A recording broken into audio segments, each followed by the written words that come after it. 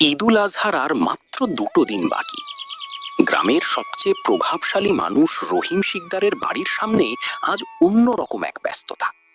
আরে সাবধান সাবধান বলছি, এই জিনিস লাখ টাকার না, কিন্তু আমার কাছে কোটির চেয়েও দামি।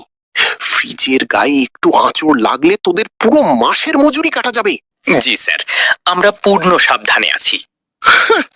এই মডেল সারা উপজেলায় দ্বিতীয়টা নেই। সোজা ঢাকা থেকে অর্ডার দিয়ে আনিয়েছি, 350 লিটার, বুঝেছিস? ফ্রিজ না, যেন একটা স্বর্ণের গোল্লা।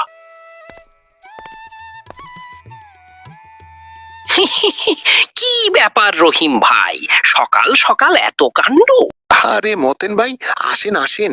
দেখেন, আল্লাহর রহমতে একটা বড় ডিপ ফ্রিজ কিনলাম। কোরবানির সময় গোশত রাখতে গিয়ে প্রতিবার কি হয়রানি, এইবার আর সেই চিন্তা নেই। আপনার শখের শেষ নেই। শুনলাম এবার বড় গরু আনবেন। আরে গরুর কথা জিজ্ঞেস করলেন কেন? হাটে যাব না এবার, সরাসরি খামার থেকে আনাবো। ইব্রাহিম কন্ট্রাক্টরকে বলে দিয়েছি সারা দেশের সেরা গরুটা যেন আমার জন্য রাখে। দাম যাই হোক, সমস্যা নেই। কোরবানির পর আমার বাপের বাড়ির সব আত্মীয়কে দাওয়াত দেব। বড় ভাই ঢাকা থেকে আসবেন, দেখবেন তার বোনের জামাইয়ের মুরত কেমন। তোমার ভাই একা না, সারা গ্রাম দেখবে। দেখবে রহিম শিকদারের কোরবানি কাকে বলে। গোশত শুধু 3 দিন না, আগামী 6 মাস ধরে খাবো আর মানুষকে দেখাবো। গ্রামের অন্য প্রান্তে করিম মিয়ার ছোট্ট ঘরে চলছে ভিন্ন এক হিসাব। বাবা, আমরাও কি একটা বড় গরু কিনবো রহিম চাচাদের মতো? না বাবা, আমাদের অত সামর্থ্য নেই। আল্লাহ যতটুকু দিয়েছেন তাতেই আমরা খুশি। বড় ছোট দিয়ে কোরবানি হয় না, কোরবানি হয় মনের তাকওয়া থেকে। তোমার বাবা ঠিকই বলেছে রাজু, এই টাকাটা আমরা সারা বছর জমিয়েছি। তোমার স্কুলের টিফিন বাঁচিয়ে, আমার সেলাইয়ের কাজ থেকে, তোমার বাবার দিনমজুরির টাকা থেকে একটু একটু করে। কত হয়েছে মা? 19,750 টাকা। 20,000 হতে মাত্র 250 কম। আলহামদুলিল্লাহ, গতবার একটা খাসি দিয়েছিলাম, এবার আল্লাহর রহমতে একটা গরু দেওয়ার নিয়ত করেছি। তিনি নিশ্চয়ই আমাদের খালি হাতে ফেরাবেন না। কিন্তু বাবা, গ্রামের সবাই তো বড় বড় গরু কেনে, আমাদের ছোট গরু দেখলে সবাই হাসাহাসি করবে না? মানুষ হাসলে হাসুক বাবা, আমরা তো মানুষকে দেখানোর জন্য কোরবানি দিচ্ছি না, আমরা দিচ্ছি কাকে খুশি করতে? আল্লাহকে। ঠিক তাই। আর আল্লাহ আমাদের টাকা বা গরুর আকার দেখেন না, তিনি দেখেন আমাদের মনের ভেতরটা।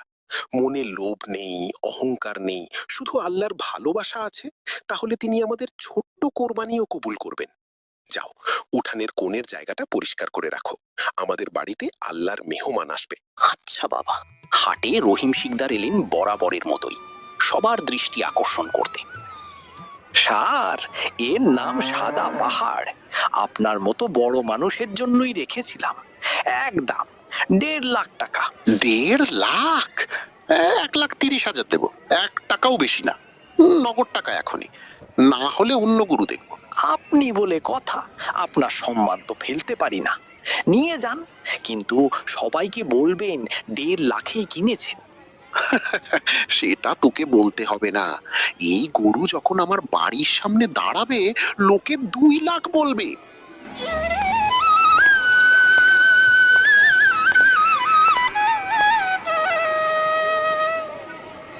ভাই, এই গরুটার দাম কত? দেখতে বেশ মায়াবী। 20,000 টাকা। ভাই, আমি গরিব মানুষ, সারা বছর কষ্ট করে 19,750 টাকা জমিয়েছি, এটাই আমার সম্বল। যদি একটু। ভাই, হাটে অনেক ব্যাপারী আছে যারা পুরো 20,000ই নিত, কিন্তু আপনার মুখের দিকে তাকিয়ে মায়া লাগছে। আল্লাহর ওয়াস্তে কুরবানি দেবেন, এখানে আমার লাভ লোকসান হিসেব করলে চলে না, যা আছে তাই দেন। ভাই, আপনার অনেক মেহেরবানি, আল্লাহ আপনার ব্যবসায় বরকত দিন, সারা জীবন দোয়া করব। দোয়া আমার জন্য না, সবার জন্য করেন। সাবধানে নিয়ে যান।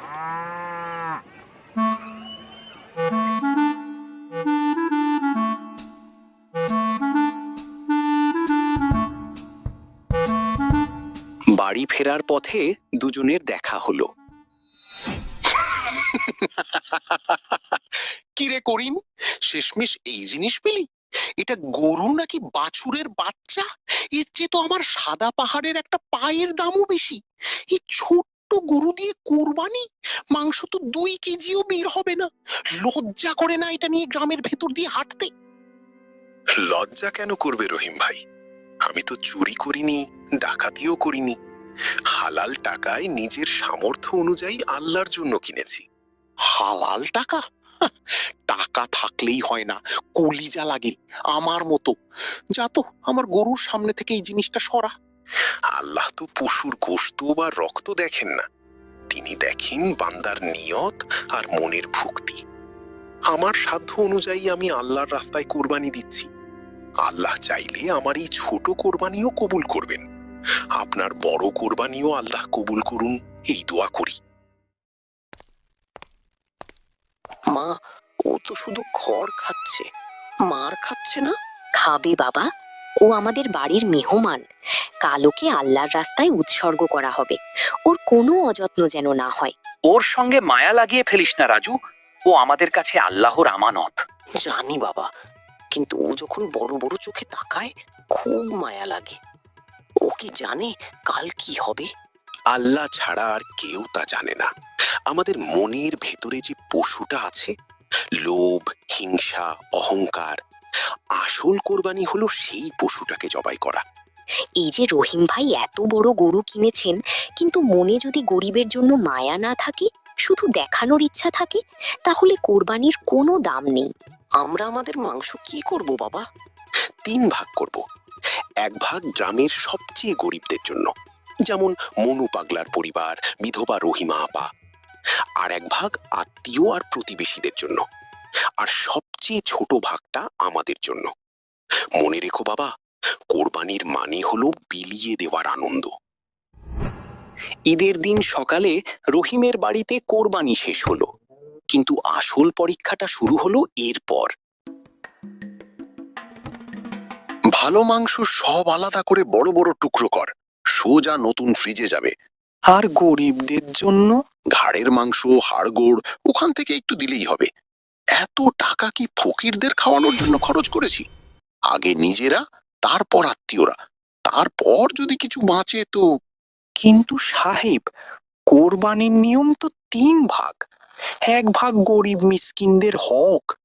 আমাকে নিয়ম শেখাতে এসেছিস? তোকে টাকা দিয়েছি মাংস বানানোর জন্য, ফতোয়া দেওয়ার জন্য না। যা বলছি তাই কর। চাচা, একটু গোশত দেবেন? আমরা ইয়েতিম, সকাল থেকে কিছু খাইনি। বের হ। কোথা থেকে আসে সব? ঈদের দিনও শান্তি নেই।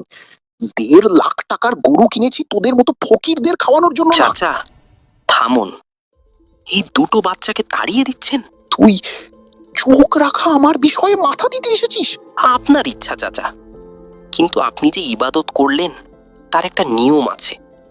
আপনি এত বড় গরু কোরবানি দিলেন, এত বড় ফ্রিজ কিনলেন গোশত জমিয়ে রাখার জন্য, কিন্তু আপনার দরজা থেকে দুটো ইতিম বাচ্চা চোখের পানি নিয়ে ফিরে যাচ্ছে। হ্যাঁ, তাড়িয়ে দিচ্ছি, তাতে কি হয়েছে?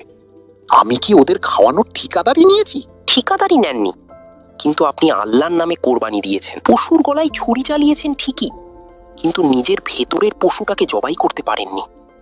আপনার অহংকার, লোভ আর লোক দেখানো মনোভাবের পশুটা তো এখনো তরতাজা হয়ে বেঁচে আছে। আল্লাহর কাছে এই লোক দেখানো কোরবানির কোনো দাম নেই চাচা। সাজু ঠিক কথাই বলেছে রহিম ভাই। আপনিও ওর পক্ষ নিচ্ছেন হুজুর? আমি এত বড় কোরবানি দিলাম। আপনি কোরবানি দেননি রহিম ভাই, আপনি নিজের অহংকার আর টাকার প্রদর্শনী করেছেন। আল্লাহ পবিত্র কোরআনে স্পষ্ট বলেছেন, আল্লাহর কাছে কোরবানির পশুর গোশত এবং রক্ত পৌঁছায় না, বরং পৌঁছায় তোমাদের তাকওয়া। তাকওয়া মানে আল্লাহর ভয়, পরহেজগারি, পবিত্র নিয়ত। আপনার নিয়ত যদি হয় গোশত জমিয়ে খাওয়া আর মানুষকে দেখানো, তাহলে এই রক্তপাত অর্থহীন। আমি আমি কি করলাম? আল্লাহ কি আমাকে মাফ করবেন? আমার এত বড় গরু, এত টাকা, সব বিফল হয়ে গেল। তওবার দরজা সব সময় খোলা থাকে রহিম ভাই। এখনো সময় আছে, নিজের ভুলটা সংশোধন করুন। আমাকে মাফ করে দে বাবারা, আমি শয়তানের ধোকায় পড়েছিলাম। চলো ভেতরে চলো, আজ তোরা আমার বাড়ির সবচেয়ে বড় মেহমান। জামিলা, কসাই, সবাই শোনো, ফ্রিজ থেকে এখনই সব গোশত বের করো, বাকি গোশতের 3 ভাগের 2 ভাগ আলাদা করো। আমি নিজে দাঁড়িয়ে থেকে গ্রামের প্রতিটি গরিবের বাড়িতে পৌঁছে দেব।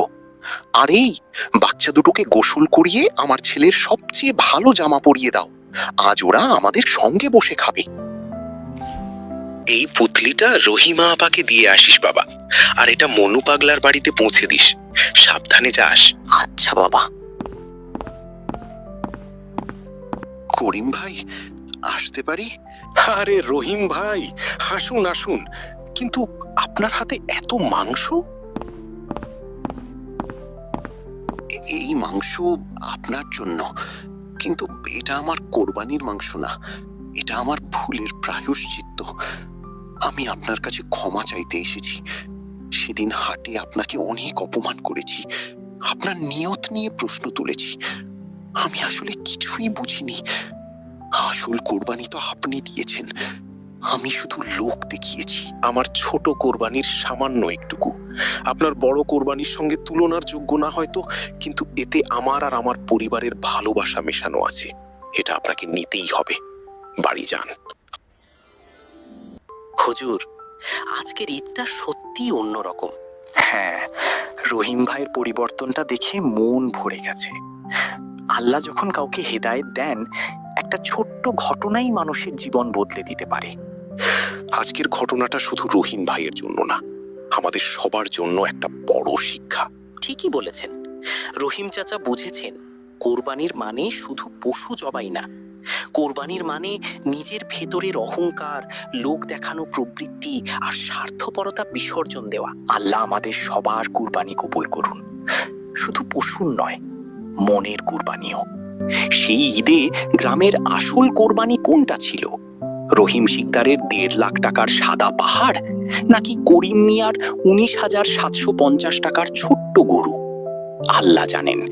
আর আল্লাহই বলেছেন, আল্লাহর কাছে পৌঁছায় না তোমাদের গোশত, পৌঁছায় তোমাদের তাকওয়া। কোরবানির ঈদ যেন বদলে দেয় মন।